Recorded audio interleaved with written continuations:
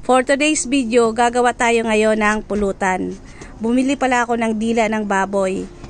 Ito yun, papalambutin ko muna. So ayan guys, palambutin natin. Ito nga pala yung mga sangkap na aking gagamitin. Sibuyas, bawang, bell pepper, dahon sili, at saka siling green at red.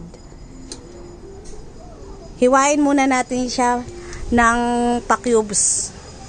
So kaysa lalabas ka pa ngayong Valentine's, dito ka na lang mag-celebrate. Sa hirap ng buhay ngayon, mahirap na gumastos. So ayan guys, paghahanap ako ng kainuman ngayon. Kung sino po yung may gusto, punta na lang po dito. So ayan guys, nahiwa ko na yung dila ng baboy. Ito na rin yung mga sangkap, nahiwa ko na rin. So magigisa na tayo ng bawang at sibuyas. Isunod na rin natin yung nahiwa kong dila ng baboy. So ayan, halo-haloin natin siya para kumapit yung lasa. Lagyan natin siya ng toyo at saka suka. Ayan po.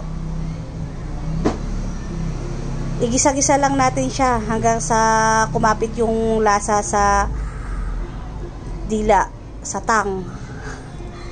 So ayan guys, lagay na natin yung bell pepper, dahon sibuyas, at saka yung siling green at labuyo. So ayan, malapit na siyang maluto. Ayan, konting pakulo pa. So ayan guys, luto na yung ating pulutan. So ayan, start na. Pwede nang mag-shot. So ayun lang guys, bye bye.